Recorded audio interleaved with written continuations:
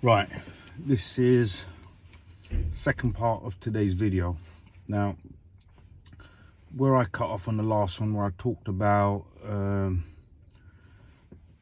being treated with respect or treated like a son or a son-in-law by a mother and a father-in-law, let's touch on that a little bit now. Yeah, I'm going to talk a bit about that. Now, I don't know about other communities, but in the Asian community generally, a son-in-law is given a very high sort of a lot of respect. He's been given, if you've married someone's daughter, that the father's handed their daughter to you, the traditional sort of view, you know, and they give you a lot of respect for taking on that responsibility, or they used to anyway, back in the day. Yeah. Now, this is, I'm going to give you a few little, because you understand, when I'm saying all of this, right, you have to understand, you may not realize this is happening to you because you're being played. It's called coercive, real coercive control, where you think you're in charge, but you're not. There's things happening around you, but you know they're out of your control, but you can't pinpoint what or where. Things are being said to you, but you don't know where they're coming from, because things are being made up about you by the perpetrator. The world sees you as the abuser. Remember that. The perpetrator of coercive control, the world doesn't know it. To the world, they are this weak, soft, caring, loving human being. You have to understand that. You're the backward, especially in the Asian community. It's very easy to say, oh, he's backward and he's this and he's that and he's too religious and X, Y, and Z. So it's very easy to paint that picture on an Asian person, especially even within the community. Now, I'm going to give you a few little tips and tricks of what to look out for. If you go to your mother and father-in-laws, and number one, you know when someone talks to you with love and respect. We all know it. You know, there's a lot of brothers from the streets, in life, work. You know if someone's taking the piss out of you, you could tell, yeah?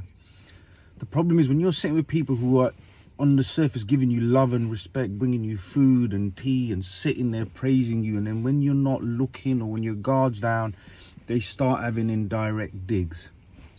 Don't get me wrong, even that element, that relationship is control from day one. Yeah, mother and father-in-law, depend if they're, like I said, to protect the perpetrator, which is their daughter.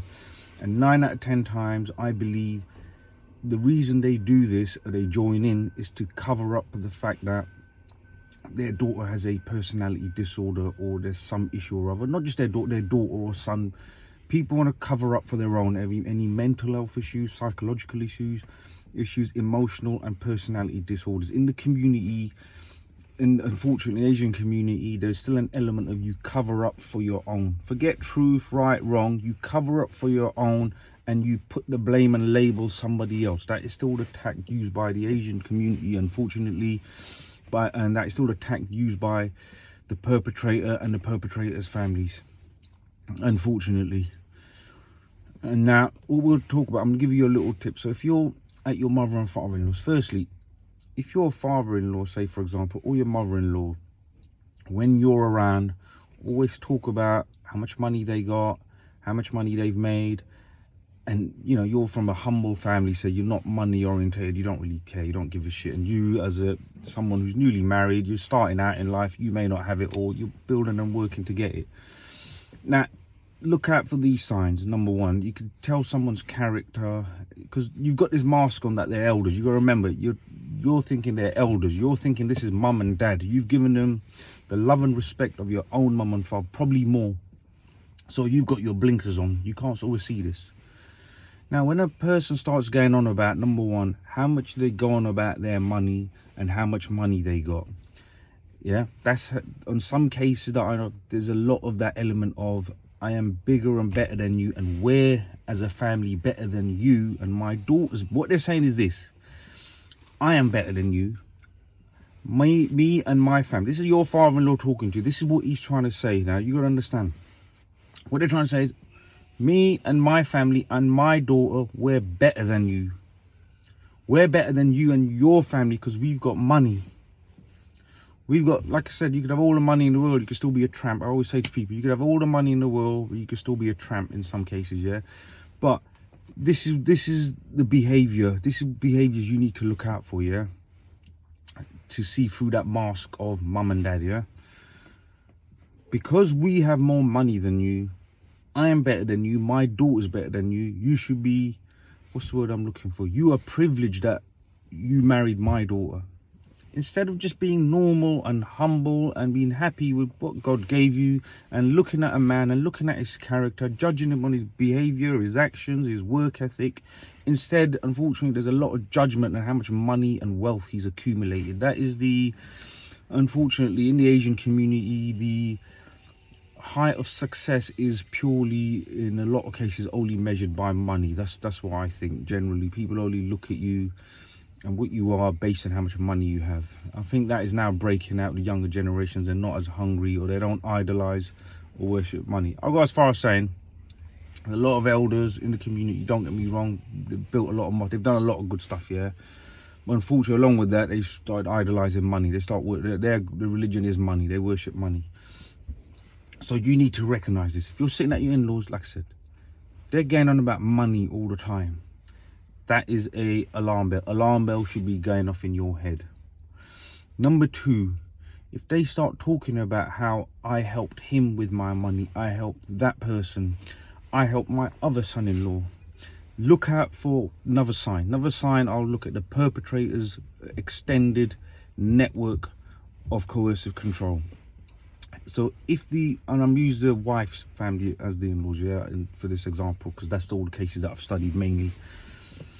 Now, so you're a son-in-law, you go into your wife's mum and dad's house.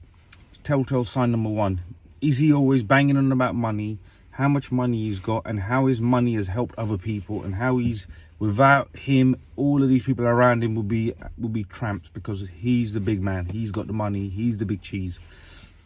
How much pride does he have in his financial wealth and his money? Second thing to look out for, to understand the nature of your mother and father-in-law. Do they talk about their other daughters' husbands? That's what you need to look out for. Or their son's wife's family. So think about how they look at all of their in-laws. If you're sitting there and he's talking about your wife's sister's husbands, yeah, your wife's brother's wife. So if your father-in-law and mother-in-law are discussing things in front of you about their other in-laws, yeah, their other children's husbands and wives and their families, you can be sure they talk about you and your family when you're not there. The question you ask is, how did they know so much about these other families? How did this information get there? That's the question you got to ask, yeah? So that's the second sign. Does he talk about the other son-in-laws? If he's talking about the other son-in-laws, he's damn well sure, you can be damn well sure he's talking about you as well, yeah? And your family. And if he's got a lot of pride in money, you got to think about this. And you're from your family's just normal, you're humble, you're average working people, you don't give a shit, you don't live to worship money, you don't give a shit, mate. Do you know what I mean? Yeah? You can understand he looks down at you straight away. That's the third telltale sign. Fourth sign, if he's always, when you're having a normal conversation, by default he puts his agenda in all the time, or he look like he's pushing the narrative for his daughter one way or the other, rather than just talk normally, chit chat. What you been up to, Dad? Yeah, I'm busy doing this. This is a project I'm doing. Oh, guess what? I'm doing this. This normal chit chat like a human being. Just talk to someone like a normal human being. If he's always going on about defensively around your wife, his daughter, or his other daughters, he's not interested. He's only interested in pushing you. If he's already talking to you like that, he's already realized you're a nice person, means you're soft, you're weak, your family's nice, your family's humble, they're not rich. You are soft, just down to earth people, meaning, guess what? I'm going to pull this guy in my control. I push the narrative and control further for the perpetrator, which is my daughter. That's what he's thinking. That's the second and third sign you should look out for. The fourth sign, the big one, is how do your mother-in-law and father-in-law talk about their own family? Now, you have to understand, if you sit, say, with your mother-in-law and father-in-law, and they are discussing and talking about their own family, let's say your mother and father are talking about their own brothers and sisters and their children and their own family, their own flesh and blood. if they're talking negatively about their own flesh and blood and family, then you've got a serious problem. You've got no chance. They don't respect the privacy and they don't respect their own relations. Do you honestly think they can respect you as a son-in-law? Do you honestly think their daughter, your wife, is going to respect you or your family? You were just extended property for that mindset that is already being created. Look, a perpetrator isn't born. Perpetrators are made due to their own experience. When I say perpetrators of coercive control, when they talk about domestic abuse, it's the cycle keeps repeating generationally. If a child sees his father, say for example, engaging in domestic violence, they say there's more chances that that kid will engage in domestic violence himself. It's hard to break the cycle. Everyone knows the studies, it's the age-old argument. So if there's women in the community, or women generally, who are engaging in this behavior, there's men as well, don't get me wrong, I'm just talking about the people who engage in this sort of coercive control, yeah, the sly, the one where they appear as the victim to the world. You got to understand, you, as far as the world is concerned, you're this monster, she's the victim, and because you're a guy, it's easier to paint you as the monster. Yeah, remember this. So the people that do this, the women that do this, they're not born like that. So where did they learn this? Where did this behavior come from?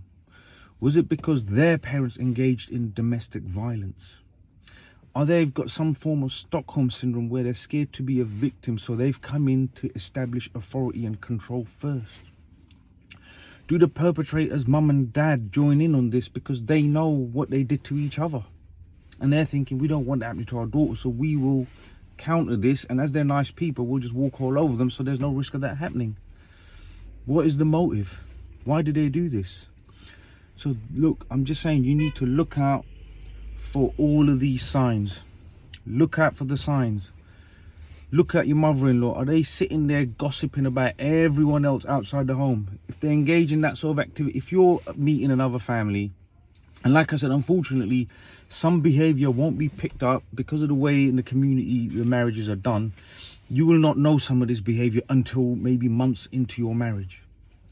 Because before marriage, unfortunately, everyone's got a scarf on, and it's, you know, I hate to say it, but it's all alhamdulillah, inshallah, bismillah, all of this stuff. And you think, wow, what lovely people. They talk about how hard working they are and how hard their life has been, and they built from the ground up. There's no giving it the large about how much money they got. It's suddenly, once you get married, the sort of facade all slips away slowly.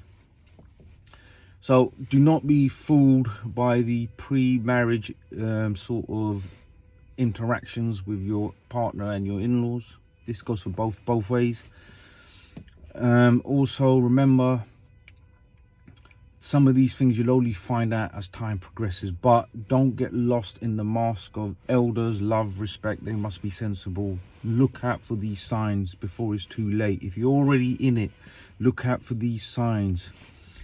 I know of one case, I'll tell you of one extreme case, and in the Asian community, I can assure you, in some communities this may be normal, I don't know, but I can assure you, in the Asian community, in the Pakistani, Bangladeshi community, this will never be tolerated. In the Gujarati community, like I said, more softer, milder people, you may get where. I know of a case where one guy I was helping and talking to, I was just an ear for him to try and help him through his problems. He even said to me, and this is a big deal, and understand what's that, in the Gujarati, the Asian community, in some cultures, this would be a very big deal. He said he was sitting with his father-in-law one day. They were just generally chit-chatting. And in conversation, his father-in-law said to him, I don't think you should have more than 2 children. Yes, you heard that. You heard that correctly. This father-in-law says to his son-in-law in his home, he was there having the tea, chit-chatting, he said, and the father-in-law drops it in there. And this is where I said to him, the boundary has been pushed so far that there is no respect left for you. They see you as nothing. You're just a piece of their property. You're just a pawn in this chess game. You do as they say. You're in full control. You're too late. I said, you can't, you're done. Because he didn't get to the point where he said that overnight.